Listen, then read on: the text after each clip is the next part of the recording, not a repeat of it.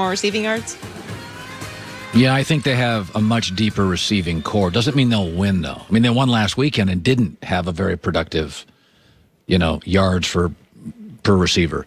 It's the strangest year. I swear to God, this coaching year has been crazy. Dan Campbell got a job. Regrettable press conference. That would have been, I would not have hired Dan Campbell in Detroit. Robert Saleh doesn't feel like a Jets coach to me. Jets don't fit. I just doesn't work. I don't know. He could work. I'm not saying he won't work. The Jets is a weird fit to me. The two best candidates, Eric Bieniemy and Brian Daboll, if you look at resumes, didn't take a job. Brandon Staley came out of nowhere to get the Chargers job. Weird, and the Texans don't have one. It's a weird coaching year.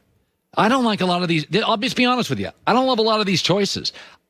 I don't know. I don't love them. It's not a very good. By the way, this Nick Sirianni got a job for the Eagles, and this is no shot at the guy. But does he call plays for them? Secondly, he feels like somebody that is going to get no say. He was not a top candidate. I don't think anybody's going to get a say there, and that's what I'm probably saying. Why no one took it. That's why Josh McDaniels didn't take it. If I'm Eric Bieniemy, I don't take that job. If I'm Brian Daboll, I don't take that Philadelphia job. If I'm Bieniemy, I want some say in personnel, maybe. Same with Daboll. Well, at least you have to, at the very least, be on the same page with your GM. This has not been a year. I do think Arthur Smith to Atlanta, you can make an argument for it. I think it's a decent job. I get Matt Ryan and a good owner. And Arthur Smith has done an amazing job with Ryan Tannehill. He's a Southern guy. And Matt deserves an offensive coach. He's had a lot of defensive coaches. I think that hire, I think we predicted it on the air. Yeah. That one feels pretty, I get the dots that connect up with that one. It wasn't surprising that happened. But this has not been, I don't like the hires this year. I don't. I think the two best candidates didn't get the job. And why isn't Jason Garrett, this idea that Jason Garrett failed in Dallas, he won 58% of his games putting out fires. I actually thought that Jason Garrett would have been a great candidate for the Lions job because they need a grown-up.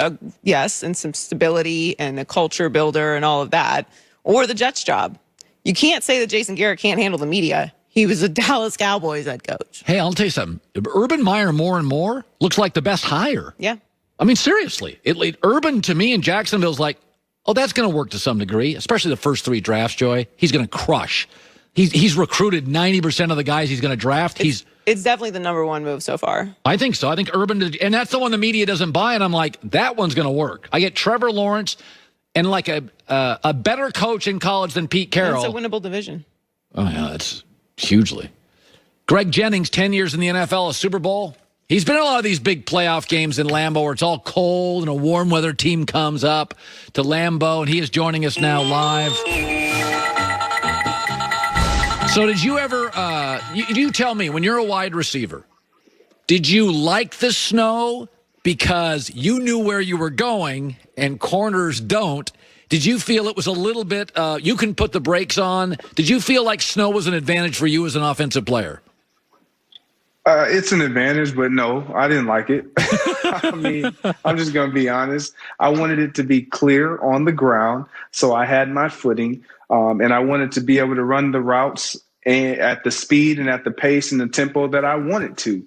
And snow prohibits you from doing that. You have to be under control at all times. And I'm not saying that it wasn't an advantage, because it was, but it's not as great an advantage as one would think, especially with good corners that understand how to play concepts and can play with vision. So, I mean, it's an advantage, but it's not an extreme advantage for anyone out there. Now, I think Tom Brady, Greg, is about the best cold weather thrower I've seen. Part of that is Tom's torque at the hip. His ball is like a slider. I always thought one of the best games Tom ever played was in Chicago years ago in a lousy weather game. And I remember remarking on the air, I'm like, I've never seen a guy throw a tighter spiral in bad weather. You tell me, Aaron's a California guy. Did he grumble about bad weather? Did he throw the same ball in bad weather? Did it affect Aaron's performance? Never. I never saw it affect Aaron's performance. I never saw him or heard him mentally even give into it. Later on in Brett's career, you started hearing him kind of complain about the cold, and you've even heard Tom Brady allude to never living in the Northeast any longer and in the cold climates. But when you talk to Tom Brady, he has such a supreme elite mental capacity and mental perspective to where he knows it's 3 hours. All I got is 3 hours. And so he finds a way to get it done out of most quarterbacks, where I think the cold weather impacts the quarterback the most. But then your quarterback is Tom Brady. And it probably, if it were to not impact any quarterback, it would be Tom Brady. But Aaron Rodgers has always been great in cold weather. He throws a tight spiral. He has huge hands. I think his hands go underrated. And you don't see him with any gloves. You see him very comfortable out there with the ball, holding it the same way he would as even if it were warmer climates. That's something he's really taken pride in, practicing outside, throwing in those conditions, understanding how to throw the ball, what the ball is going to do. He's definitely got the art down. I was saying this. Getting to Super Bowls is so much about your path. And this is not a shot at Tom, but it did help. He never faced Pro Bowl quarterbacks in his division. So he got a bye. He had to win one home game off a bye, and then he was in the conference championship. And it matters. Whereas Mahomes is going to have to face Justin Herbert and Derek Carr for the next several years. Those are good players. And, I said this morning with Aaron Rodgers, whereas Mahomes and Josh Allen and Lamar Jackson and all the Justin Herbert, it's all AFC.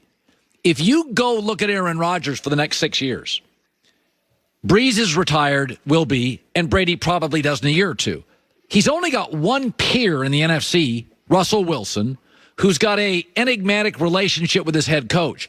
I honestly think the next 6 years for Aaron, Greg, I think his path, look at his own division. Those teams don't want those quarterbacks won't be there.